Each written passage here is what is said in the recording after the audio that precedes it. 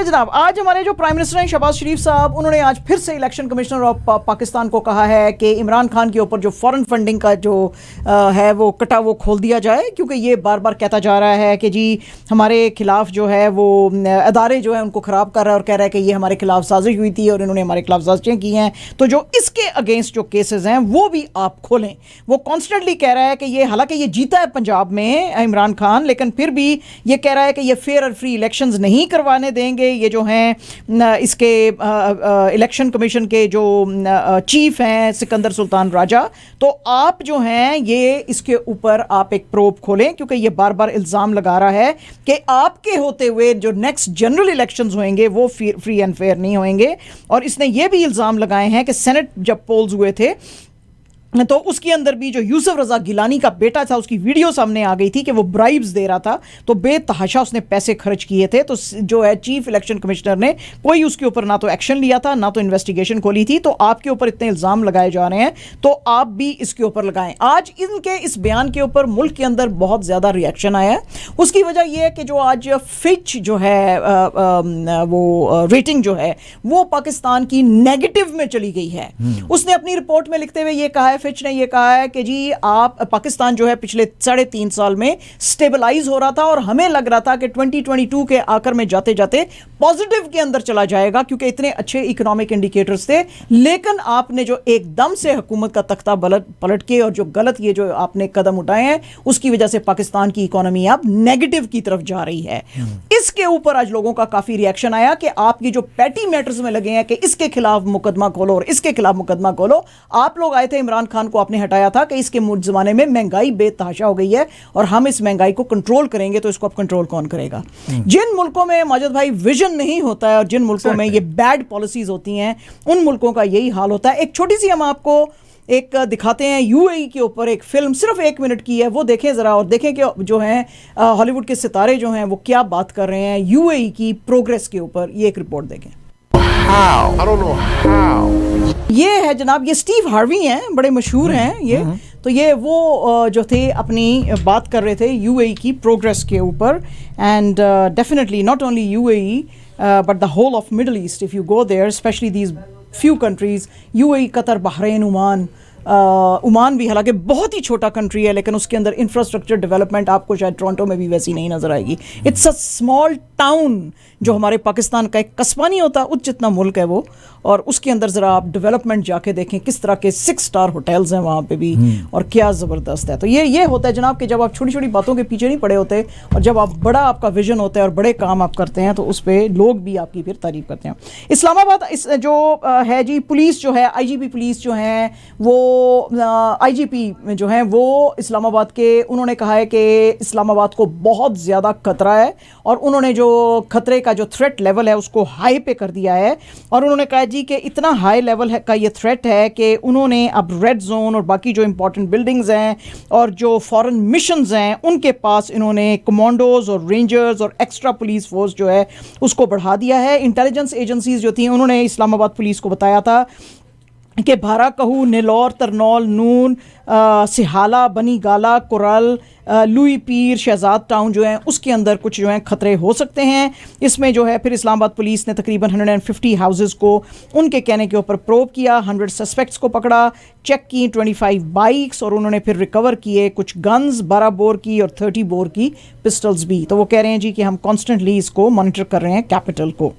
तो ये हो रहा है। अभी जो रीसेंट अमेंडमेंट्स की थी, आपको पता ही है नैब की ऑर्डिनेंस पे, जिसमें हमने बहुत डिटेल में बात की थी, फिर फयाज भाई को भी बुलाया था, उन्होंने भी बात की थी हमारे प्रोग्राम में कि किस तरह से इन्होंने डिस्टॉर्ट किया है। ये जो पीडीएम की गवर्नमेंट आई है उसमें सब ये कह दिया गया है कि जिसके ऊपर केसेस हैं 60 डेज से जो था ईसीएल पे, जैसे फॉर एग्जांपल, तो अब अगर 60 डेज लैप्स कर गए हैं और उसका कोई सामने नहीं प्रोब हो सका, अदालत नहीं कर सकी, तो उसका नाम ईसीएल से हटाएंगे। जो लोग मनी लॉन्ड्रिंग में या दूसरे केसेस में हैं, अगर वो 1 साल में या कुछ जो भी उसमें लिखा था 6 मंथ्स में शायद नहीं प्रूव किया जा सकता, तो फिर उनके भी नाम हटा देंगे। तो इसके ऊपर जो अमेंडमेंट्स ये जो इन्होंने की थी उस पे एक जो पीटीआई के ऑफिशियल थे उन्होंने एक पिटीशन डाली थी इस्लामाबाद हाई कोर्ट में जस्टिस बंदयाल के पास, और उनसे उन्होंने कहा था कि अंडर आर्टिकल 184(3) ऑफ कॉन्स्टिट्यूशन ये जो है इसका आप क्या इंटरप्रिटेशन देते हैं। उनके बाद फिर जो पीटीआई के चेयरमैन थे इमरान खान साहब,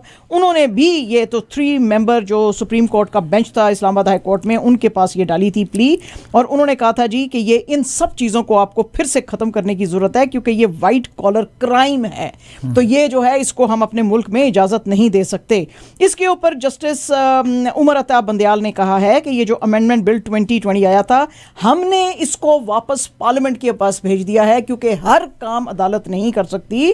जो पावर्स ऑफ लेजिस्लेशन है, जो लेजिस्लेशन करने की जो पावर्स होती हैं वो पार्लियामेंट के पास होती हैं, और पार्लियामेंट की वो पावर्स हम वापस नहीं लेना चाहते हैं उनसे। एज अ रिजल्ट ये पूरे का पूरा बिल और आपकी पिटीशन हम खारिज करते हुए ये बिल वापस पार्लियामेंट में भेज रहे हैं। अगर आपको इसके ऊपर फिर से वापस लौटना है और अमेंडमेंट्स को खत्म करना है तो पार्लियामेंट को करना पड़ेगा, अदालत इसके ऊपर कोई फैसला नहीं लेगी, हम नहीं करेंगे।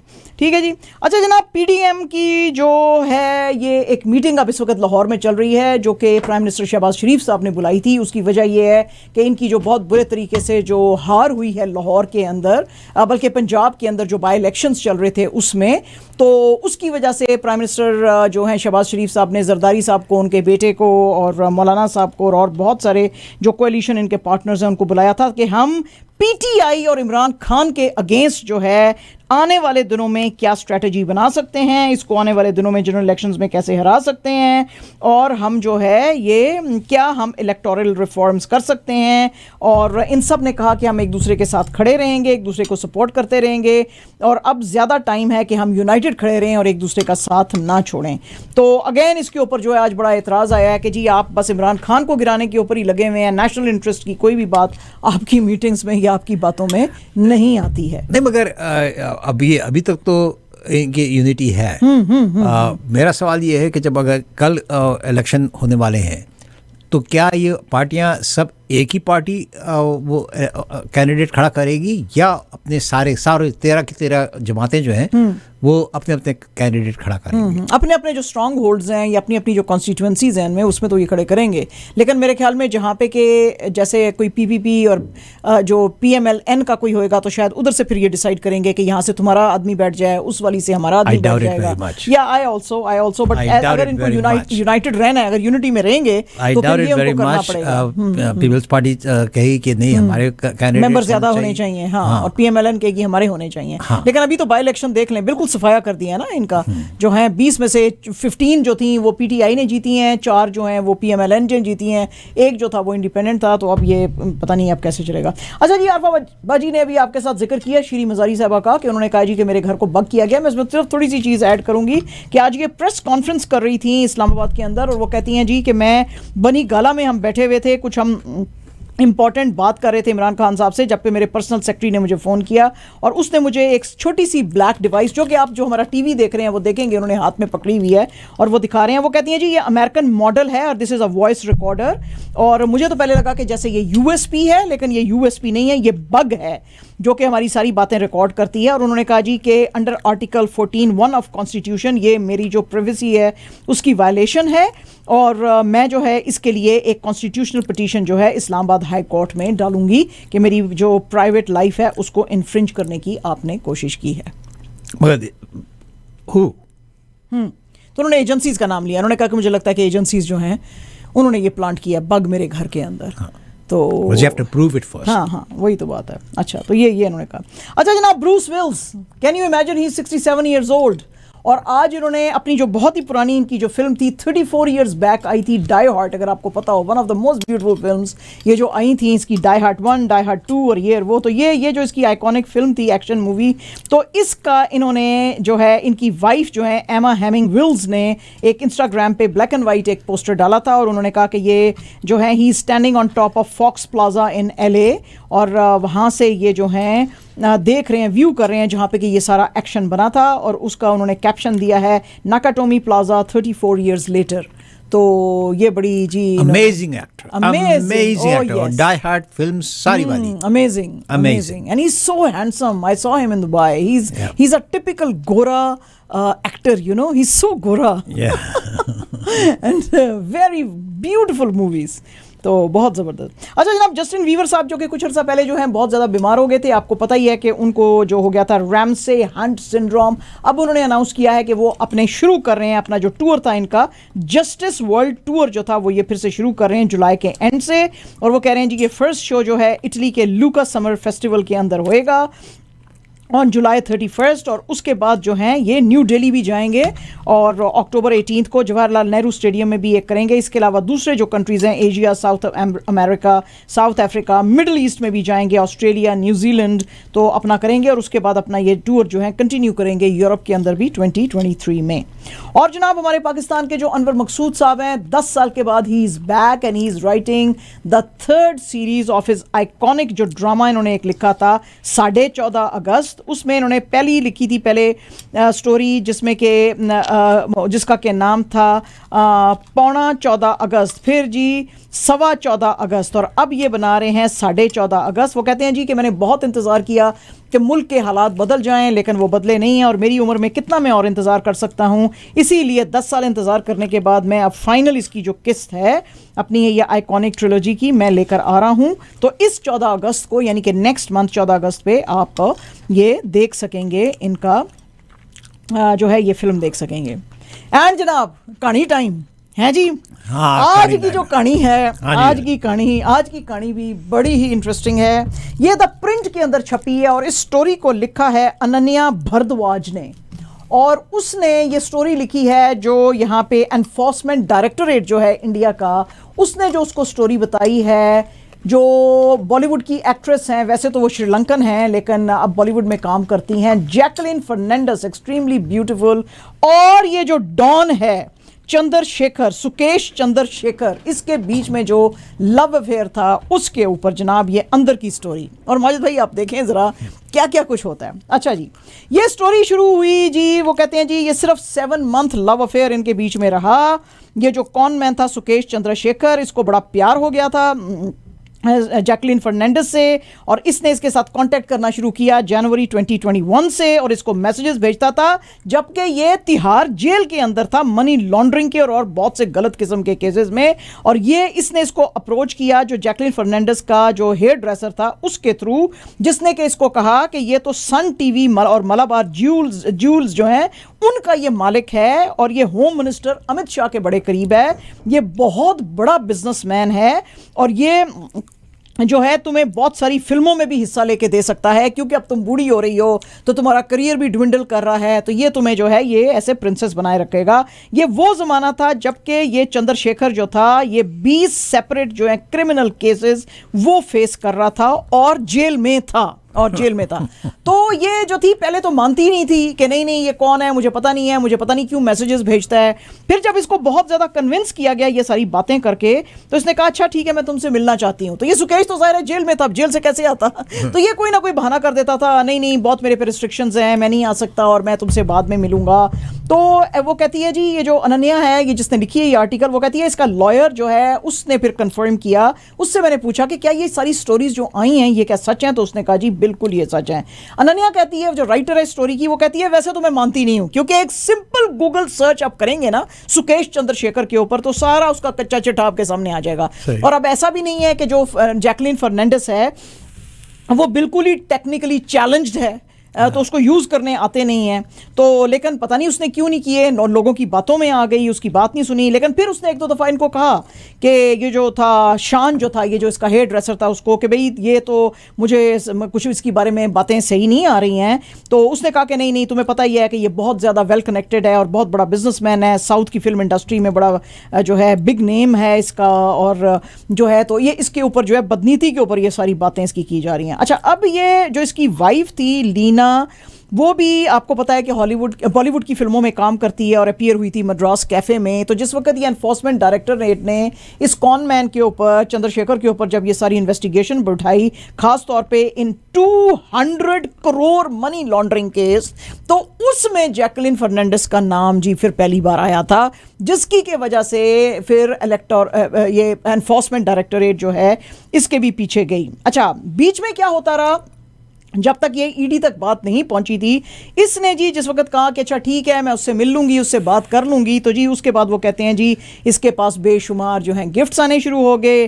टिफनी जो कंपनी है इंग्लैंड की बहुत बड़ी, उसके गिफ्ट्स आते थे, एक घोड़ा आया, फिर बहुत सारे पैसे आने लगे, फिर जो है वो, तो वो कहते हैं इसके अलावा जो है ना ये अभी भी खुश नहीं हुआ ये सुकेश जो है चंद्रशेखर, ये कहने लगा कि नहीं नहीं इसका और भी ज़रा जो है हमको हाई प्रोफाइल बनाने की ज़रूरत है। तो उसने जी एक लिपाक्षी इलवादी एक डिज़ाइनर थी बॉम्बे की, उसको जी फिर हायर किया। उसने कहा तुम इस लड़की का इमेज बिल्ड करो और इसको जो है ना बहुत ही वाव कर दो। तो ये जब चीज़ें आने लगी तो इसको लगा कि वाकई ये तो बहुत बड़ा आदमी है, ये जो सुकेश चंद्रशेखर है वाकई ये बड़ा वेल कनेक्टेड है। How could it be possible कि पता नहीं लगे? हाँ पता नहीं लगा, बस वही तो उसने कहा है ना, वो जो लड़की अनन्या जिसने ये स्टोरी लिखी है वो कहती है गूगल सर्च कर लेती इसको सारा कुछ सच पता चल जाता। बहरहाल जी ये इनकी बातों में आ गई, ये पिंकी और शान ये जो सारे थे, ये जो पिंकी थी उसके पास मैसेजेस लेके जाती थी और शान भी जब इसके बाल बना रहा होता था तो इसको ये स्टोरियाँ सारी सुना रहा होता था कि ये बहुत बड़ा आदमी है और तुम इसके साथ दोस्तियाँ बनाओ। तो ये तो जनाब वो उसने किया कि जी तुम इसका जो है इमेज बिल्ड करना शुरू करो और इसके पास बहुत अच्छे कपड़े होने चाहिए और ये चीज़ें होनी चाहिए। अनन्या कहती है कि ये सब चीज़ें जब उसमें ये जब सब कुछ चल रहा था तो मैंने पूछा उनसे कि ये अफेयर फिर कितना अरसा चला, क्या ये इसके बारे में कुछ नहीं जानती थी? अपेरेंटली वो जो राइटर है, वो जो जर्नलिस्ट है, वो कहती है कि ये जो है जैकलिन फर्नांडिस अपेरेंटली उसको उसके बारे में ज़्यादा कुछ पता नहीं था और उसने ज़्यादा प्रोब करने की कोशिश भी नहीं की, और क्योंकि उसको स्टोरियाँ बताई जाती थी कि he is the right match for you, he really loves you, you should go for him and you should secure your future in India and all those things. तो ये करती रही। और इसका लाइफस्टाइल जो इसने जर्नलिस्ट ने किया, वो कहते हैं कि ये जो था ये सुकेश चंद्रशेखर जो है जेल के अंदर इसने अपना ऑफिस बनाया हुआ था। उस ऑफिस में रोज का खाना जो ताज होटल है उससे आता था, वहां से अल्कोहल आती थी, नाच गाने चलते थे, और कभी कभी जब ये जैकलिन फर्नांडिस को फोन कर रहा होता था तो लगता था कि जैसे किसी डिस्को के अंदर है। ये जेल के अंदर, तिहाड़ जेल में, जो कि इंडिया की कहते हैं सख्त तरीन जेल है, उसके अंदर जी ये सारा ताज से खाने आ रहे हैं और ड्रिंक्स आ रहे हैं और नाच गाना हो रहा है। इसके अलावा दो गाड़ियां जो थी, एक BMW और एक इनोवा, जेल के प्रेमिसेस में खड़ी रहती थी सुकेश चंद्रशेखर के गेस्ट लाने और छोड़ने के लिए, और कोई भी जेल का ऑफिशियल जो है वो मना नहीं कर सकता था। खास तौर पे औरतें आती थी रात को, उनको मना नहीं करते थे ये, और बल्कि कहते हैं जी ये वर्दी वाले इतने बेशरम हैं, ईडी ने कहा कि ये इतने बेशरम हैं कि ये सलूट मारते थे उन सारे लोगों को जो इस कॉन मैन को मिलने के लिए आते थे। तो जी ये वो उधर करना, तो कहती है कि ये वन ऑफ द स्टोरीज जो है आज इन्होंने जो है फिर सारी ये रिवील की है कि ये कैसे बस 7 मंथ्स ही रहा, लेकिन रहा बड़ा इंटेंस, क्योंकि लाखों ही रुपए के जो हैं और करोड़ों के बल्कि गिफ्ट्स इनको दिए गए, घोड़े और ज्वेलरी एंड यू नो सारा image makeover and all. Finally उसको पता लग गया फाइनली। तो फिर जब ईडी ने बुला लिया अपने ऑफिस में ना, एनफोर्समेंट डायरेक्टोरेट ने जब बुला लिया इसको, उन्होंने कहा जी मैडम बताओ ये आपको पता ही है कौन है सुकेश चंद्रशेखर? तो इसने कहा या he is my boyfriend, I am dating. तो उन्होंने कहा आपको पता भी है कि वो क्या है, 200 करोड़ के घोटाले के अंदर, मनी लॉन्ड्रिंग के केस में हम, उन्होंने कहा जी वो, और सिर्फ ये तो एक केस है, और भी 20 केस हैं उसके ऊपर जिसके के ऊपर हम उसको प्रोब कर रहे हैं। तो तुम कैसे उसकी गर्लफ्रेंड बनी हुई हो? तो फिर जी ये जो है वो पता चला, और इसको जो गिफ्ट्स आते थे माजिद भाई द टॉप ब्रांड्स भेजता था, ये नहीं कि कोई चुल्लू मुल्लू बकवास भेज दिया। Christian Dior, Louis Vuitton, Hermes, और वो जो लड़की थी ये वाली जो ये लिपाक्षी जो थी, ये वहाँ पे खड़ी होती थी उधर स्टोर पे, और ये उससे वो वीडियो कॉल कर रही होती थी और वो बताता था कि हर्मीज का ये पर्स, लुई विटॉन का ये, डियोर का ये, you know, most expensive gifts. He must have money to buy all these things. Majid भाई जिसने 200 करोड़ खाए Exactly. पैसा ही पैसा है उसके पास। अगर जेल में भी होगा इतनी याशियां चल रही हैं, अपना ऑफिस बनाया हुआ है, ऑफिस से ऑपरेट कर रहा था और जी। वो जितने भी वहाँ बेचारे वो पुलिस वाले जो है, हाँ? उनको भी खूब पैसा दिया हुआ है, खूब पैसा देता था। तभी अब ईडी ने उनके ऊपर भी अब प्रोब बिठाई है कि जो तुम बड़े इसको सलूटे मारते थे ना, और बड़े इसके लिए वो सारी जिंदगी बड़ी आसान की हुई थी, तो उसके ऊपर जो है अब वो पुलिस वालों के ऊपर जो जेल में थे उनके ऊपर भी अब प्रोब बिठाया इन्होंने। वो गरीब है बेचारे, उनको गरीब है, अब क्या करेंगे। हाँ जी। अच्छा जी, बहरहाल पाकिस्तान जो है जी अभी तो जरा मुश्किल में नजर आ रहा है। आपको पता ही है कि फर्स्ट टेस्ट शुरू हुआ है पाकिस्तान और श्रीलंका के बीच में, और इसमें जो दिनेश चंदीमल हैं उन्होंने बेतहाशा पाकिस्तान को मारा है, और पाकिस्तान को जो दिया गया है, 342 का टारगेट दिया गया है, क्योंकि जो पहली इनिंग्स थी पाकिस्तान की वो उन्होंने 218 में इनको रैप अप कर दिया था। तो अब वैसे तो ये दो लड़के जो हैं अच्छा खेल रहे हैं, अब्दुल्ला शफीक जिसने कि अपनी सेकंड टेस्ट 100 बनाई है गाले पे, और इसके साथ जो है इमाम है, और इससे पहले जो है जो बाबर आजम थे उन्होंने भी 55 रन्स बनाए थे। तो अभी ये खेल तो रहे हैं, लेकिन अभी भी पाकिस्तान को जो हैं कुछ रन्स चाहिए हैं, और काफ़ी सारे रन्स चाहिए हैं, बल्कि कुछ नहीं चाहिए हैं, 120 रन्स चाहिए हैं अगर उनको जो है लीड लेनी है ये 2 टेस्ट सीरीज़ में। तो अब देखेंगे इंशाल्लाह, जो है कल 5वां दिन है, आज 4th डे था, तो कल 5वां दिन है, देखेंगे अब क्या करेंगे। रॉयटर्स की जनाब एक बड़ी इंटरेस्टिंग आज की स्टोरी है, and this is about Trump साहब, और ये भी एक बहुत बड़ी स्टोरी है। आज तो हमने इसको सम अप कर लिया because we don't have so much of time. Trump साहब जो है, आपको पता ही है कि सऊदीज जो हैं उनके बड़े दोस्त हैं, तो उन्होंने कहा है कि ये जो लिव गोल्फ इनविटेशनल सीरीज है, उसने कहा है कि ये जो पीजीए टूर होता था, इस पीजीए टूर को डंप करके ये लिव गोल्फ इनविटेशनल सीरीज जो है इसको आप ज्वाइन करें। अब पीजीए टूर जो आपको पता है वो तो है अमेरिकन बेस्ड, वो तो कब से कोई सदियों से चल रहा है, ठीक है, और उसके अंदर ये तमाम बड़े प्लेयर्स जो हैं सदियों से ही उनके साथ मुझे लग रहा है खेल रहे हैं। ये लिव जो है इसको फंड कर रहा है सऊदी पब्लिक इन्वेस्टमेंट फंड, ये बैक्ड बाय देम है। But they got lots of money in the prize money है, that is amazing. Yes yes yes, तो उन्होंने कहा है कि हम आपको जो है बहुत सारे पैसे देंगे। तो ये पीजीए का जो टूर छोड़ के इनके पास आए हैं, एक तो world golf hall of famer जो हैं फिल मैकलसन जो है, मैकलसन उनको फिल निकलसन उनको जी इन्होंने कहा है कि हम आपको 200 मिलियन US डॉलर्स देंगे। इसके अलावा जो दूसरे इनके साथ आए हैं वो हैं चैंपियन डस्टिन जॉनसन, और एक जो 2020 के US ओपन विनर हैं ब्रायन मैकशैम्ब्लो।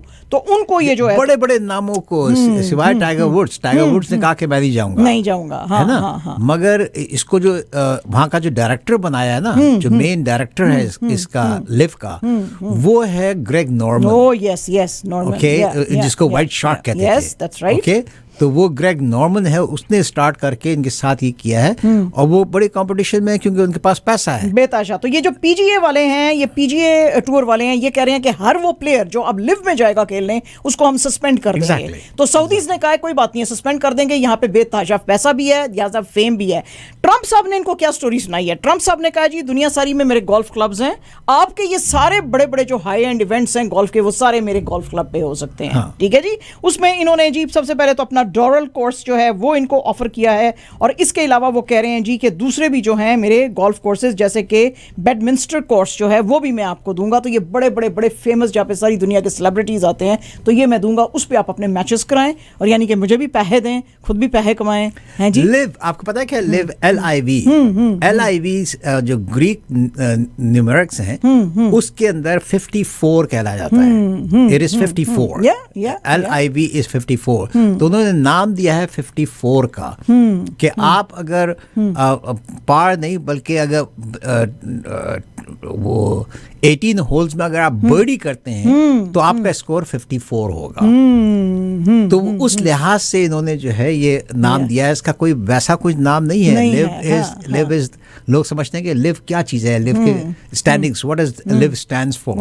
तो LIV doesn't stand for anything unless ये सिर्फ 54 न्यूमरिक है। हाँ जी बिल्कुल। तो उसके ऊपर जी अब ये अट्रैक्ट कर रहे हैं। बहरहाल जी पीजीए टूर जो है उसने कहा कि हम ये जो डेंजरस और डेडली ये जो कंपटीशन है, ये कंपटीशन जो है इसको हम काटेंगे कैसे काटेंगे? अब देखें ना, स्पॉन्सरशिप वगैरह भी जो है वो उधर जाएगी, क्योंकि आप पैसा बहुत है, हाँ, बहुत ज्यादा पैसा है इनका। तो वो असल में इनके ऊपर एलिगेशंस लगा रहे हैं कि सऊदीज जो है अपना जो है वो वाइट वॉश करने की कोशिश कर रहे हैं, अपना जो बैड इमेज है, ये सब चीजें जो है वो ये लेकर आ रहे हैं, लेकिन इनका बैड इमेज ठीक नहीं होएगा। पीजीए टूर तो कब से चल रहा है और हमारा बड़ा हाई एंड इमेज है, तो ये कैसे करेंगे? तो ये जो है टाइगर वुड्स, इसने I mean that you gotta give him credit. $1 billion का इसका ऑफर था, $1 billion का, and he refused it. He says no, I want to play for. भाई पता नहीं उसके पास अपने खुद के कितने बिलियंस होंगे। हाँ, मगर he said I'm gonna play for PGA. पैसा किसको नहीं चाहिए होता? देखिए ना, पैसा किसको नहीं चाहिए? $1 million सानू सिर्फ $1 मिलियन, सानू बिलियन नहीं, $1 मिलियन बस। तो बस वो उसने फिर भी मना किया। और बहुत सारे ऐसे प्लेयर्स हैं हाँ। जिन्होंने अभी वो पीजीए के साथ हैं, पीजीए के साथ हैं। फिलहाल वो जब वो देखेंगे, अगर मगर 200 मिलियन मिल रहा है जी इनको भी। बहुत सारे प्लेयर्स जो हैं, specially Greg Norman, he said that we play golf as a profession. Yeah. And yes, we love playing golf, but the only thing is the back of everything is that this is our profession, and we have a very short period of span of life for golfing. Yeah. तो उसमें अगर हमने पैसा बनाना है, तो if somebody is offering us 200 million, तो we'll go there, we'll play for you too. Yeah, But the only thing is we'll play here. मगर पीजे ने कहा कि नहीं, अगर आपने वहाँ कदम रखा तो you are banned here. Yeah, we will opt you out. Yes, yeah. अच्छा जी, and absolutely our last news is about our जंती ट्रूडो साहब जो थे, हमने आपको बताया ही है कि वो बीसी में थे। उनसे आज पूछा गया कि ये जो हॉकी कनाडा के जो मसाइल चल रहे हैं उसके ऊपर आपका क्या ख्याल है। तो ट्रूडो साहब ने कहा कि इनकी लीडरशिप जो है उसके ऊपर लोगों का कोई भी फेथ नहीं रहेगा, क्योंकि जिस तरह से ये फंड्स अपने यूज़ कर रहे हैं, खास तौर पर इन्होंने कहा था हॉकी कनाडा ने कि जी हमारे जो हैं वो एक फ़ंड हमने रखा है कि जो सेक्शुअल अब्यूज़ के जो क्लेम्स आते हैं उनको हम हैंडल करते हैं। तो आज ट्रूडो साहब ने बड़े गुस्से का इजहार किया। उन्होंने कहा कि ये जो आपका फंड है ये किस काम का है, क्योंकि बेतहाशा आपके पास जो है सेक्सुअल अब्यूज के केसेस आ गए हैं। दिस इज एब्सोल्युटली अनएक्सेप्टेबल कि ये आपका फंड जो है ये उसकी कोई हेल्प नहीं कर रहा है विक्टिम्स की। तो काफी उन्होंने जो है खींचा है वहां पे जो है ये हॉकी कनाडा को। तो अब देखेंगे क्या, स्पेशली वो केस जी जो हमने इधर अनाउंस भी किया था। यस, जो हमने बताया। तो वो 8 प्लेयर्स जो हैं, even though they were junior at that time, मगर अब जो है वो they are playing in NHL. मगर अगर ऐसा है तो आज से लोग तो 20-20, 25-25 साल पुराने केसेस उठा के लेके आते हैं। तो ये भी इनके साथ भी यही होगा जी, बिल्कुल। They have to answer it back, भाई क्या किया आपने, कब पैसे कितने लगाए भाई, कैसे लाए भी ठीक है जी। तो ये हमारी आज की खबर में